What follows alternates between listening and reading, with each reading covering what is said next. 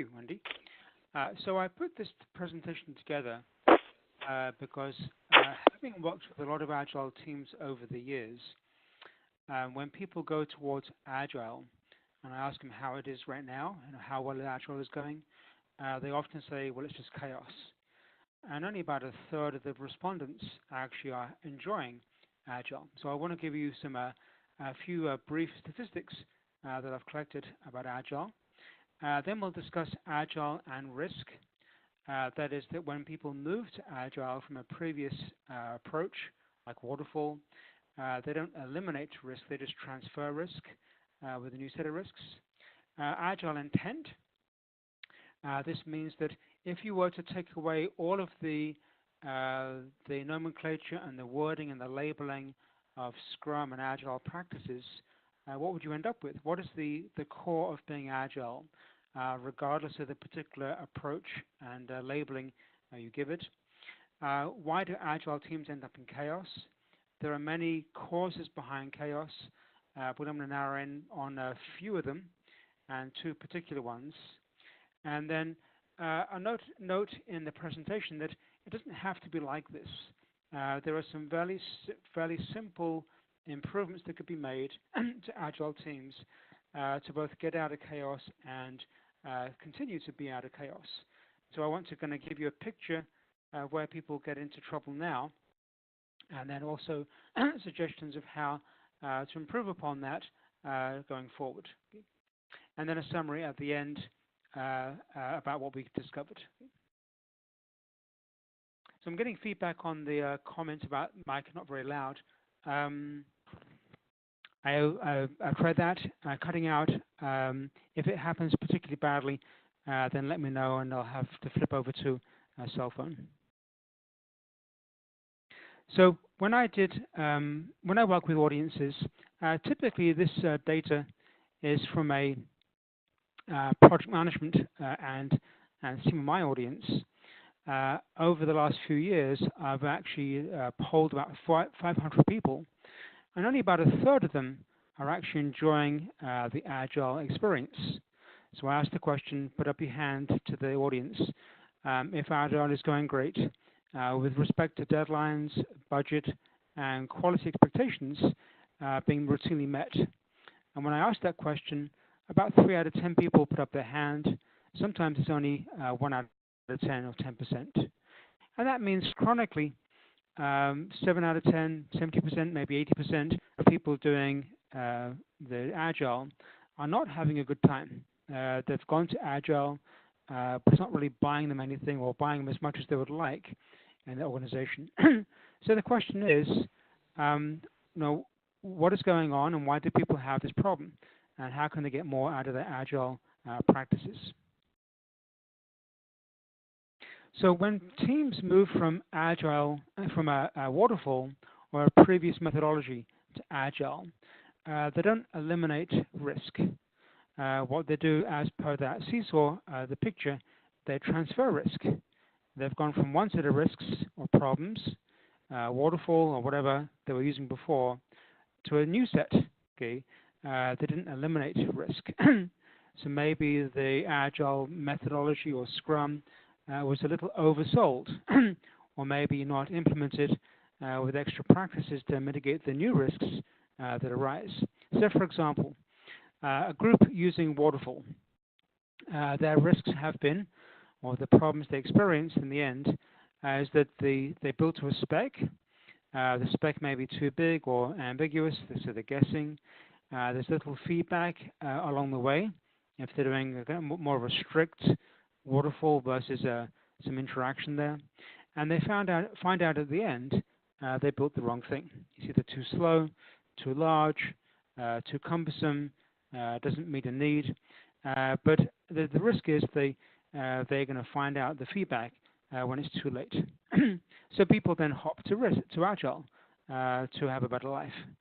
But if you do Agile, if you take the Scrum guide and just do Agile as defined, with no extra bells and whistles, then people start to code immediately.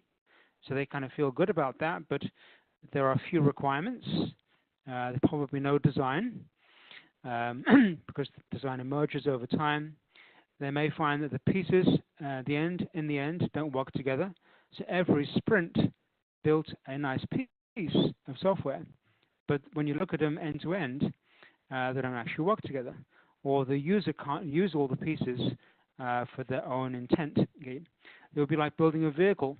The steering wheel, the brakes, and the chairs work fine, but if you put them all together and try to go 100 miles, things fall apart, or things are not working together correctly. The requirements are discovered every 2 weeks.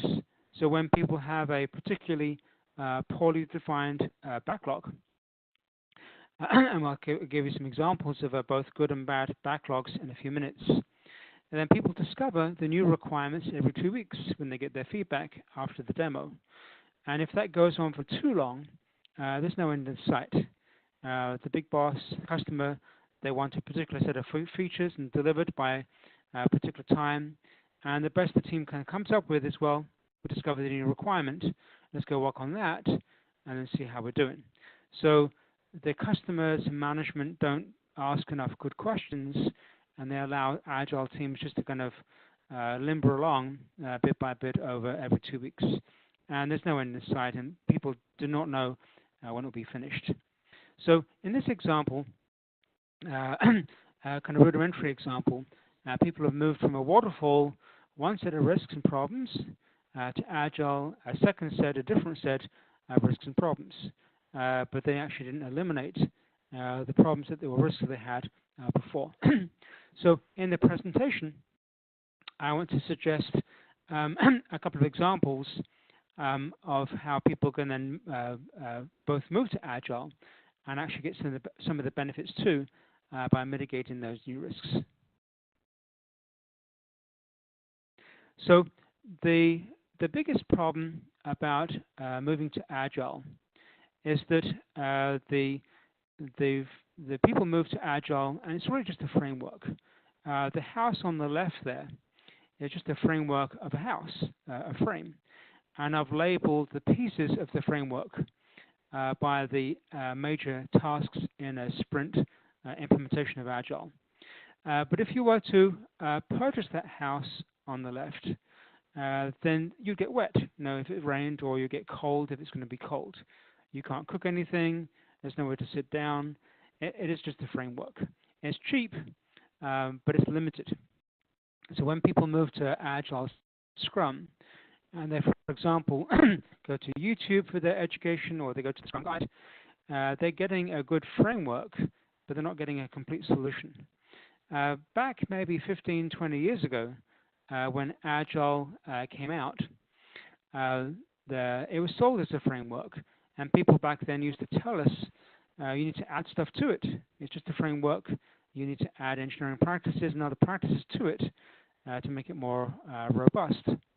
But I think over the last maybe 5, 10 years, that message has got lost, and people now assume that Scrum or Agile is complete, but it's really not complete. For example, the practices listed below, they're not in a regular default version of Agile. Eliciting and writing requirements, or analyzing requirements. People do a backlog, but the backlogs can become very sloppy. There's no detailed skills provided about how to do that. A good set of requirements.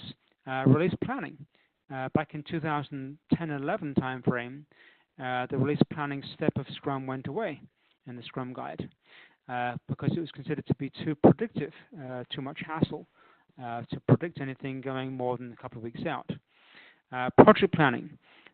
People typically in Agile plan an iteration at a time, almost with the idea that it's not possible to think more than 2 weeks. Okay? But the customer has a more than 2 week deadline to meet. Design practices.